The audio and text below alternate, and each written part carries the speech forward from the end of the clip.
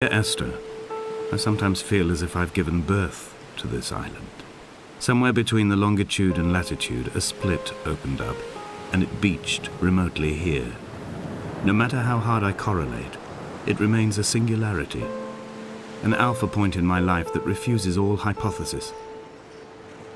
I return each time leaving fresh markers that I hope, in the full glare of my hopelessness, will have blossomed into fresh insight in the interim.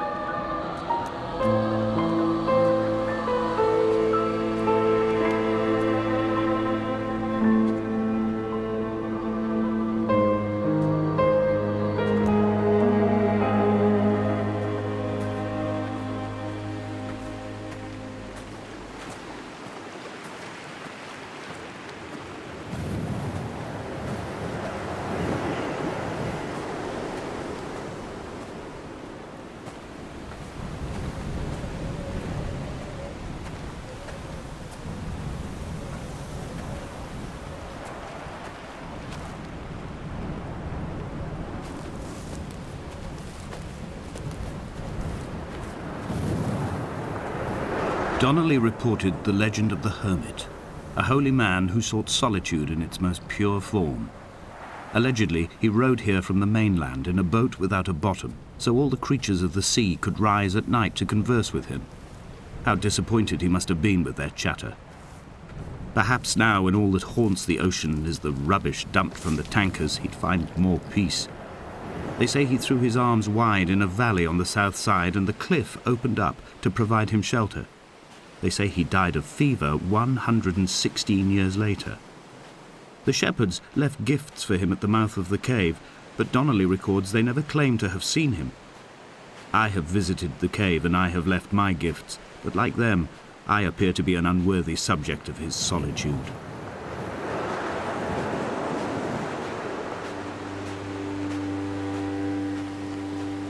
Those islands in the distance, I am sure, are nothing more than relics of another time, sleeping giants, somnambulist gods laid down for a final dreaming.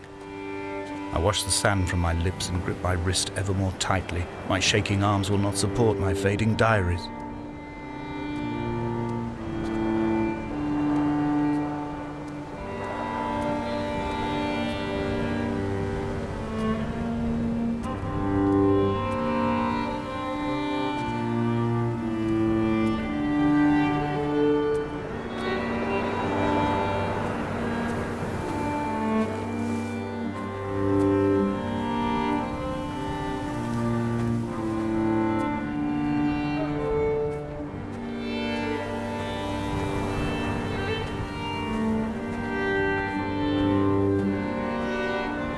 Reading Donnelly by the weak afternoon sunlight.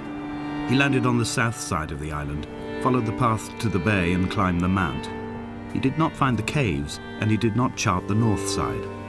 I think this is why his understanding of the island is flawed, incomplete. He stood on the mount and only wondered momentarily how to descend, but then he didn't have my reasons.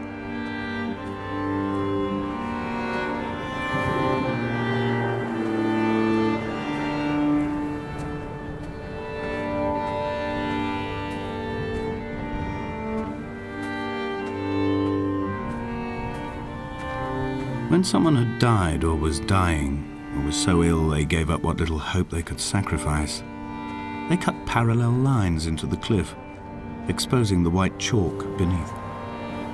You could see them from the mainland or the fishing boats, and know to send aid or impose a cordon of protection, and wait a generation until whatever pestilence stalked the cliff paths died along with its hosts. My lines are just for this: to keep any would-be rescuers at bay. The infection is not simply of the flesh.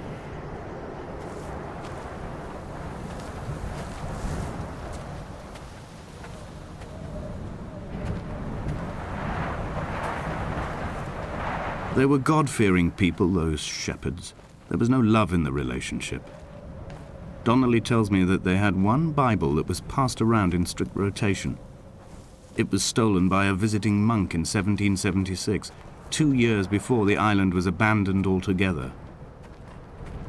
In the interim, I wonder, did they assign chapter and verse to the stones and grasses, marking the geography with a superimposed significance that they could actually walk the Bible and inhabit its contradictions?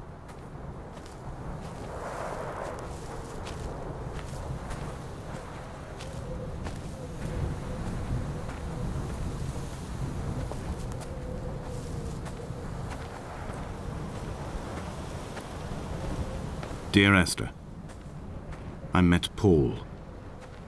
I made my own little pilgrimage. My Damascus, a small semi-detached on the outskirts of Wolverhampton.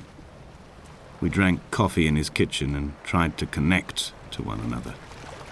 Although he knew I hadn't come in search of an apology, reason or retribution, he still spiraled in panic, thrown high and lucid by his own dented bonnet. Responsibility had made him old. Like us, he'd already passed beyond any conceivable boundary of life. I find myself increasingly unable to find that point where the hermit ends and Paul and I begin. We are woven into a sodden blanket, stuffed into the bottom of a boat to stop the leak and hold back the ocean. My neck aches from staring up at the aerial. It mirrors the dull throb in my gut where I am sure I've begun to form another stone. In my dreams, it forms into a perfect representation of Lot's wife, head over her shoulder, staring along the motorway at the approaching traffic in a vacuum of fatalistic calm.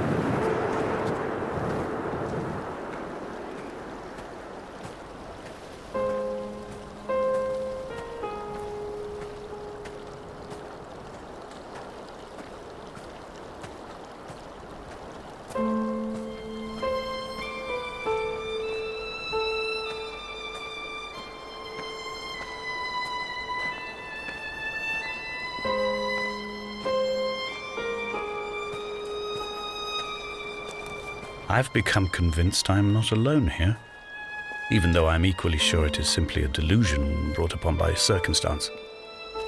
I do not, for instance, remember where I found the candles, or why I took it upon myself to light such a strange pathway. Perhaps it is only for those who are bound to follow.